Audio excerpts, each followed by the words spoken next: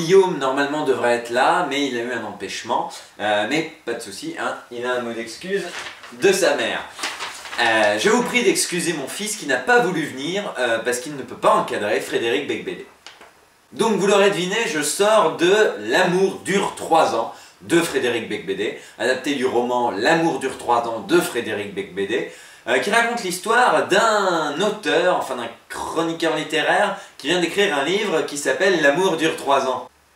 En effet, il vient de vivre une grande désillusion amoureuse, et il va se rendre compte qu'en fait l'amour ne dure peut-être pas 3 ans, ou peut-être pas. Regardons la bande-annonce. Je suis venue te dire d'arrêter de m'envoyer tous les jours ton adresse et ton digicode par texto. Je te rappelle que je suis mariée avec ton cousin quand même. Oui, mais tu sais, moi je suis pas très famille. En tout cas, l'important, c'est que tu ne le rappelles jamais. Allô Alice, c'est Marc. T'es une salope haut de gamme, d'accord? Salope chaudasse, à mort, nymphomane.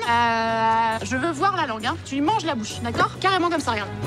Avec toi, la vie a un goût de goyave ou de papaye. Je confonds toujours les deux. Alors, j'ai lu votre manuscrit. L'amour dure 3 ans. J'adore le titre, c'est bien con. Ça fait 3 ans que nous sommes tous les deux. Ça, c'est un peu long à expliquer, mais j'ai pas parlé du livre à ma petite amie. Quelle ringardise, cette espèce de pessimisme beau. Mais qu'est-ce qu'on s'en fout de ta vie? Alors on est tous d'accord pour dire que Frédéric Becbédé est sans doute l'écrivain, le réalisateur, le chroniqueur littéraire le plus puant de France, si ce n'est du monde. Et ce n'est pas Hermite moderne qui me dira le contraire, n'est-ce pas Hermite?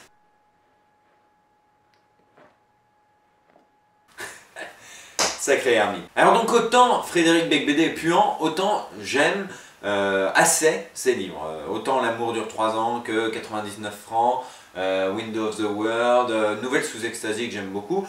En revanche, un roman français m'a gonflé. Mais ce n'est pas le sujet. Yann Kounen avait super bien réussi l'adaptation de 99 francs.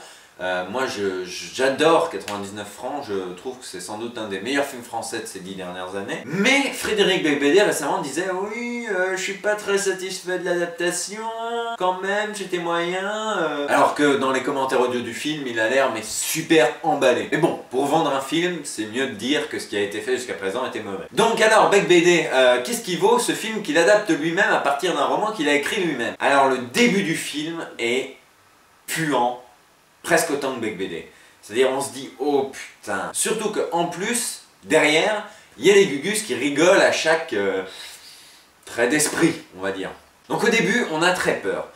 Et puis, au fur et à mesure que le film continue, alors je pense pas que ce soit l'habitude, je pense vraiment que c'est le film qui s'améliore. Et ben voilà, ça monte un petit peu, on commence à sourire, on ricane, nota bene, on rigole, mais pas aux mêmes blagues que les gars de derrière.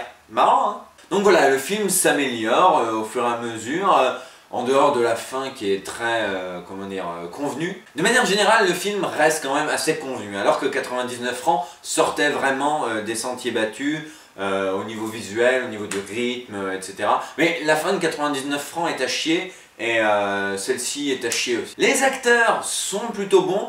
J'avoue que, alors c'est Gaspard quelque chose, l'acteur principal, m'a laissé plutôt indifférent, alors que Jean Dujardin, je l'avais trouvé fantastique. Louise Bourgoin, bah c'est Louise Bourgoin, elle est bonne quoi, et puis elle est bonne actrice aussi. Donc elle est bonne, et en plus elle est bonne. En dehors de ça, ben il y a Joy Starr qui est bon, et ça me donne encore plus envie de voir Police. Il y a Frédéric Bell et Jonathan Lambert. De manière générale, il n'y a pas de mauvais acteurs dans ce film. Donc au final, ce film, bah c'est quoi? Bah c'est un divertissement honnête, voilà. C'est ni hilarant, ni à se prendre la tête dans les mains. Ça ne mérite ni des applaudissements, ni un facepalm. Ça se regarde, vraiment, ça se regarde sans déplaisir. C'est assez agréable. Après, c'est pas le meilleur roman de Becbédé. C'est pas un film fantastique, du coup, qui en découle. Il y a quand même quelques passages vraiment très sympathiques. J'avoue avoir rigolé plusieurs fois. Alors voilà, après, le début du film donne pas envie. La bande-annonce donne pas envie en plus. Mais au fur et à mesure que le film continue, bah ça s'améliore et au final, quand le film se termine, t'es comme ça, bah c'était sympathique. Donc voilà, au final, un divertissement honnête qui mérite un 7 sur 10. Voilà.